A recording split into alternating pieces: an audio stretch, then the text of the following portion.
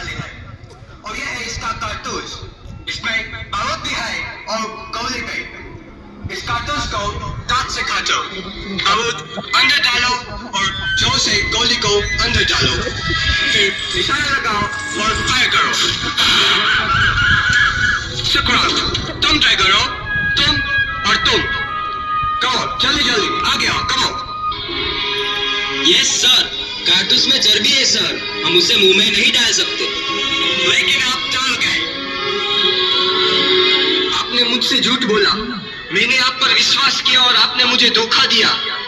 मैं अपनी आंखों से देखकर आ रहा हूँ, वो फैक्ट्री, वो कारतूस, वो गाय और सूअर की चर्बी। अब मैं जहाज से बाहर हूँ। आपको पता है इसका मतलब क्या है?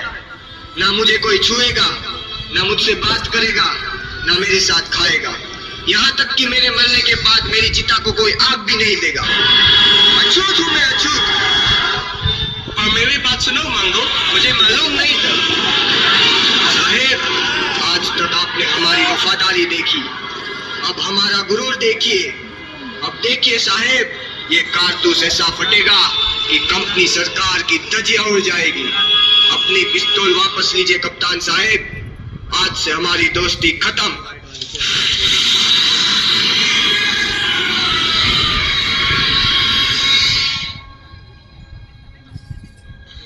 आपको आज से इत्तला किया जाता है, बिना कंपनी सरकार के इजाजत के अफीम की खेती करना, खरीदना या बेचना कानूनन जुर्म है।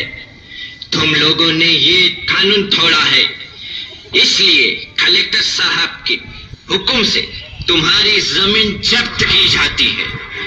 हाँ, फायर, तुम सब नहीं बचोगे। लेकिन साहब, इसमें हमारा क्या कसूर है? साहब ने कहा उगाओ, हमने उगाया। साहब ने कहा बेचो, हमने बेचा। लेकिन हमारी जमीन तो मत छीनिए साहब, हम कहाँ जाएंगे? रहम करो साहब, रहम करो, रहम करो साहब, रहम करो।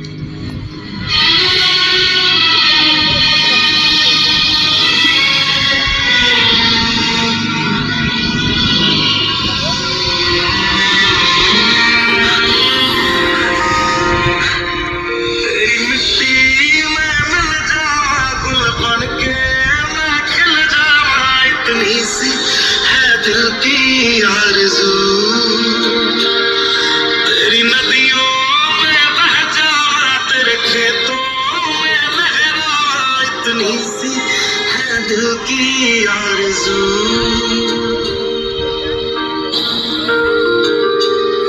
ओ माई मेरी क्या फिक्र तुझे, क्यों आँख से दरिया बहता है। तू कहती थी तेरा चांद हूँ मैं और चांद हमेशा रहता है।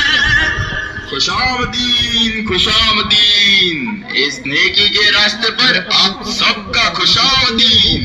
हम पेशवा नाना साहब के खास दूत हैं। मैं अजीमुल्लाह और आप है मराठा सर के सेनापति। दांत या तोपे, तशरीफ रखिए। यहाँ तक आने की कोई खास वजह? जी, आप तो जानते हैं, कंपनी सरकार ने धोखे से तमाम राजाओं के राज छीन लिए। दिल्ली छीना, अवध, झांसी, वो सब नाराज है। नाना साहब ने उन सारे राजाओं को तैयार किया है कंपनी के खिलाफ लड़ने के लिए। क्या आप इस जंग में शरीक होंगे? यही न्योता लेकर आया हूँ। हाँ हाँ हाँ, न्योता? कोई दावत है क्या? इन सब राजा नवाबों को हमने देख लिया है। आपसी झगड़े और अय्याशियों में अपनी अपनी रियासतें कंपनी सरकार को बेच खाई है। ये लोग कुछ है क्या? कुछ नहीं। और तुम? हम हिंदुस्तान है। कंपनी सरकार हमारे बल पर राज करती है और इस वक्त हमारी फौज ही उसका मुकाबला कर सकती है, उसे हरा सकती है। और उसके बाद राज कौन करेगा? लोग। सरकार लोगों की होनी चाहिए। कंपनी की सिर्फ एक ही चाल है, फूट डालो और राज करो। हम सबका एक ही दुश्मन है, कंपनी। अब वक्त आ गया है, हम सब मिलके उनसे लड़े। आप चाहते हैं हम सब अपना खून बहाकर कंपनी को भगाए और फिर आपके गुलाम बन जाए? ये आजादी की लड़ाई है, गुजरे हुए कल से आजादी, आने वाले कल के लिए। वक्त का तकाजा है कि हम सब भेदभाव भूल जाए और एक हो जाए। हम सब राजाओं के साथ जुड़ने के लिए तैयार है, पर हमारी इस सेना को एक मिसाल की जरूरत है। और वो निशान दिल्ली का लाल किला हो सकता है। हमारी मंजिल एक हो सकती है, 3 लाख हिंदुस्तानी सिपाही और सिर्फ 40,000 अंग्रेज। अगर हम एक ही दिन, एक ही वक्त इन सब जगहों पर हमला बोल दे तो कंपनी को कहीं सर छुपाने के लिए जगह नहीं मिलेगी। एक ही दिन में हर अंग्रेज निहत्था और कंपनी राज खत्म। सुभान अल्लाह। तो फिर तारीख भी तय, 31 मई। उस दिन सारा हिंदुस्तान उठेगा और आजाद हो जाएगा। तैयार हो जाओ, वक्त आ गया है लड़ने का और आजाद होने का। अपने हथियार उठाओ, आगे बढ़ो। हमें अभी छावनी पर धावा बोलना है। हमें जो करना है अभी करना है। सब अपनी अपनी बंदूकें लेकर आओ। जाओ जाओ, जल्दी आओ। हमें उनका इंतजार करना चाहिए मंगल। हम उनका इंतजार नहीं कर सकते, हमें फौरन हमला करना होगा। ऐसा मत करो मंगल, तुम हम सबको मरवा दोगे। नहीं मंगल, अभी रुक जाओ। वक्त नहीं है, देख क्या रहे हो? जाओ जाओ। उनकी बातों में मत आओ, ये पागल हो गया। मेरी जल्दबाजी में हम सब मारे जाएंगे। हम रुक गए तो पूरा इनकलाब मारा जाएगा। लेकिन मंगल, अभी हम तैयार नहीं है। अभी नहीं तो कभी नहीं। क्या हो गया है तुम लोगों को? दिखाई नहीं देता? जिस पल का हम इंतजार कर रहे थे वो पल आ गया है। वक्त आ गया है वचन निभाने का, मारने का और मरने का। उठाओ अपनी बंदूकें और लड़ो। लड़ो अपनी आजादी के लिए, लड़ो अपने आप के लिए। जाओ।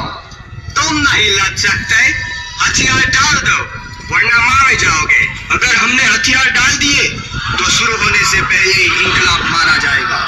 हम ऐसा नहीं होने दे सकते। मंगल, ये बहुत सारे हैं, अब कोई उम्मीद नहीं। हाथ चलो, हम जीत नहीं सकते मंगल। हम जीतेंगे, चाहे 100 साल लग जाए। जाओ, सबको खबर कर दो, आजादी की लड़ाई अब शुरू हो चुकी है। हिंदुस्तान को तुम्हारी जरूरत है। इस इंकलाब को खून की जरूरत है, उसे मेरा होने दो।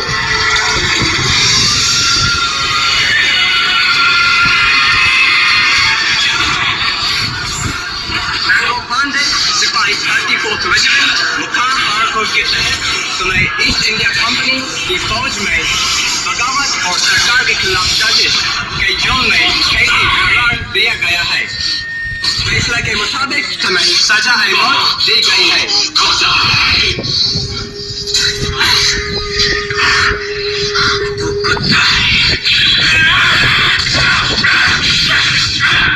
मैंगो पांडे, तुम्हारी कोई आखिरी इच्छा? मेरी आखिरी इच्छा आप पूरी नहीं कर सकते, पर पूरी होगी जरूर। मेरी इस कुर्बानियों को जाया मत समझना, जो एक रोशनी लाएगी हमारे आने वाले हिंदुस्तान के लिए। हमारा अपना संविधान जो हमारी परेशानियों का समाधान होगा, एक आजाद भारत का संविधान। तब तक के लिए अपने अंदर के आग को बुझने मत देना। आपसे फिर मुलाकात होगी किसी और रूप में।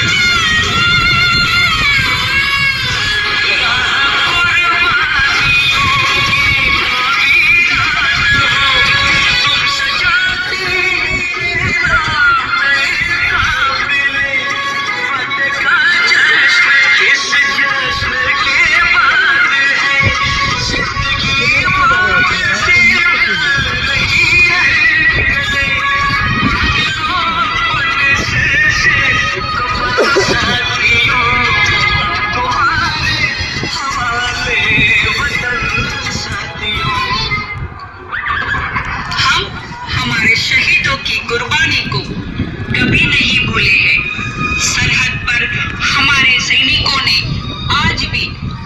के जुनून को जिंदा रखा है।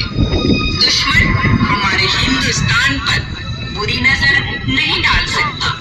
भारत देश विकास की राह पर आगे ही बढ़ते जा रहा है। हिंदुस्तान में नया सूरज चमका है।